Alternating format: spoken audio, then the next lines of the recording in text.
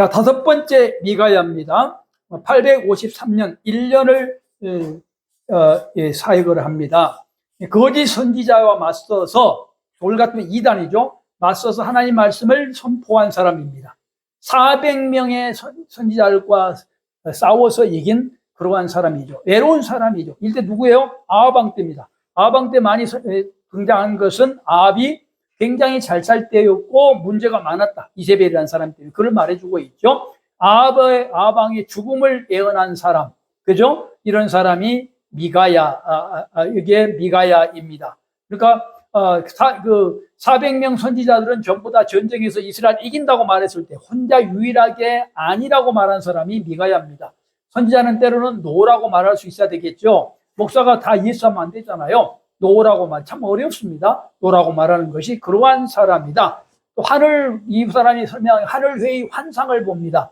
그 당시 환상이라고 하는 것은 성경을 기록하는 그런 자료죠. 그 당시 성경 기록은 꿈을 통해서, 환상을 통해서, 목소리를 통해서 기록하잖아요. 세 가지가 방법이 특별한 성경을 쓸 때의 방법인데, 환상을 통해서 하늘회의 환상을 봅니다. 한 명이 나와가지고 아합을 속이겠다라고 말해서 그 환상을 봤다고 아합에게 설명했던 사람. 근데 말을 듣지 않고 아합이 죽게 되죠. 이것 때문에 어떻게 돼요? 이 사람은, 미가야는 시드기야, 거짓 선지자 시드기야에게 뺨을 맞고 옥에 갇히게 되는 그러한 그 어려움을 당하게 된 사람이 미가야 선지자입니다. 참 거짓 선지자의 특징이 이런 폭력적이잖아요. 폭력이라고 하는 것은 언어 폭력을 포함합니다. 폭력은 절대로 있어서는 안 되는 거잖아요. 그죠? 폭력은 어떤 것도 용납이 안 되죠. 다 이쁘세요. 폭력을 하지 않지 않습니까? 이런 일을 우리에게 보여주고 있다. 여섯 번째 엘리사입니다.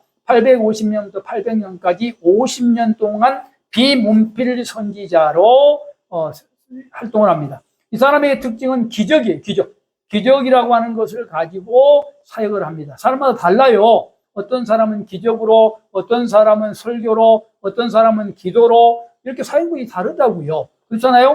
저 같은 사람 학자이기 때문에 이렇게 가르침으로, 어떤 사람은 또 보살핌으로, 이렇게 하는 거예요. 다 서로 인정해야 되는 거잖아요. 엘리사는 많은 기적, 기름을 늘린다든가, 수넴 여인 아들을 소생시킨다든가, 나아만을 치유한다든가, 이런 걸 가지고 사역한 사람이다. 이렇게 우리에게 나타납니다. 하여튼 50년 동안 사역했는데, 이 사람은 제7대 왕 아합, 8대 왕 아시아, 9대 요람, 10대 예후, 11대 여호아스까지 사역했고, 오바댜와 동시대 사람입니다. 문필 선지자, 첫 번째 문필 선지자가 그런 사람입니다. 이 사람은 부유한 농부의 아들입니다. 농부의 아들입니다. 그래서 밭을 갈다가 엘리야의 부름을 받은 거잖아요. 농부의 아들이에요.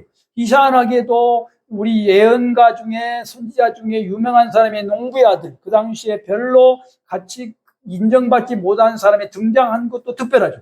여기에다 대고 그래 가난한 사람만 된다 이렇게 말하면 안 되는 겁니다.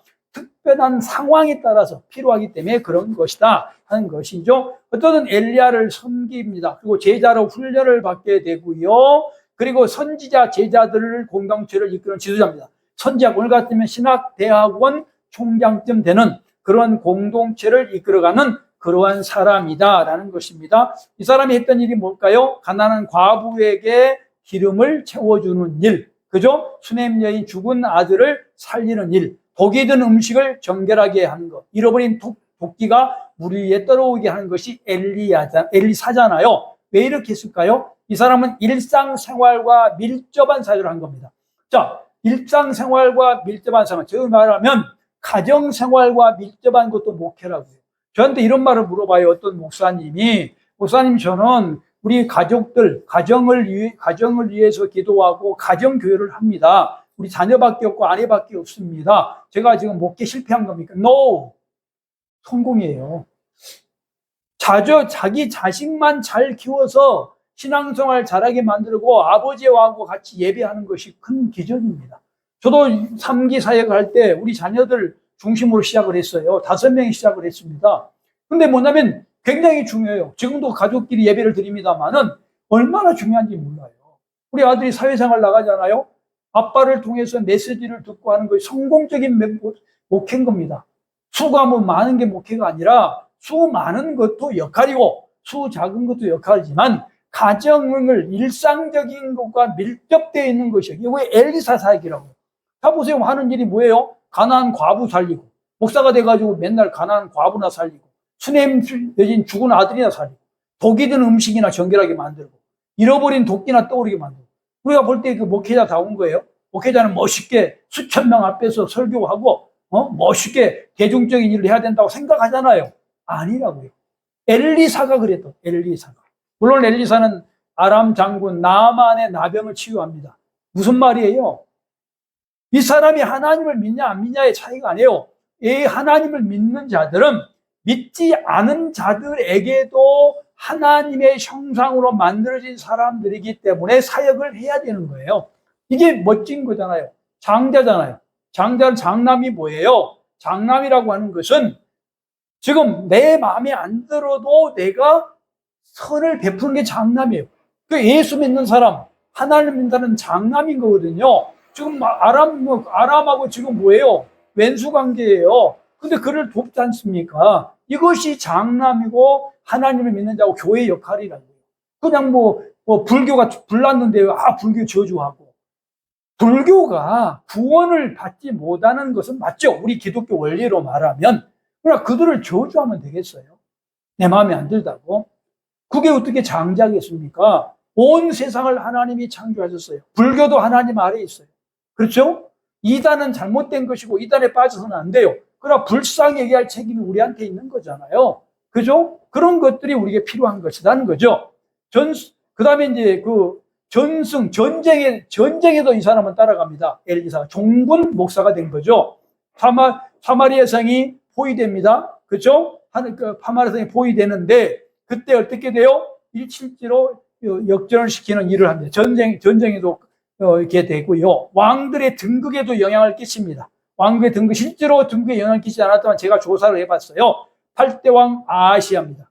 자, 엘리야는 아하시아가 병이 들었을 때 하나님을 묻자 바알세부백에게 물어봅니다. 그때 죽을 거라고 예언해요. 죽지요. 아하시아가 죽고, 그 다음에 후계자가 요람이 옵니다. 그죠? 요람이 와요. 요람이 누구예요? 아하시아 아들이 아니에요. 형제입니다. 형제. 그러니까 아하시아가 죽으면 아들이 와야 되는데 형제가 왕이 되는 거예요. 여기에. 이게 그만큼 이거는 누구와 연결되어 있다? 엘리사와 연결되어 있는 겁니다. 둘째는 9대 왕 요람인데, 이 요람이 아하시아가 죽은 뒤에 왕이 됐어요. 그렇죠? 그래서 어떻게 돼요? 그 오므리 왕가가 이들을 다 멸망시킬 것이다. 그래서 아합 왕가가 멸망되잖아요. 그러니까 실제로는 기름 부은 적은 한 번도 없지만 실제로 정말로 왕이 세워지는 것을 역할을 했다는 것이죠.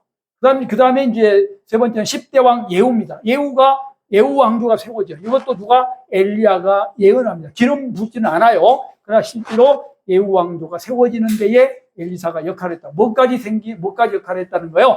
정치적인 문제까지 바른 왕들을 세우는 역할을 했다는 것입니다. 자, 무덤에 죽어서 무덤에 묻혀 있는데 거기에 뭐를요? 죽은 사람의 뼈가 닿자 살아나게 되죠. 이런 죽음 후에도 생명을 부활시키는 일을 한다. 아까 생명을 부활시키는 일이 핵심이 뭐예요? 바로 작은 일, 가정적인 일, 이것이 생명을 이끄는 일. 아까 가족을 위해서 목회하는 것, 자녀들을 바르게 세우는 것도 생명을 세우는 거다. 중요한 일이라고 하는 것을 엘리사가 말해주고 있다. 이렇게 보여진다 하는 것입니다.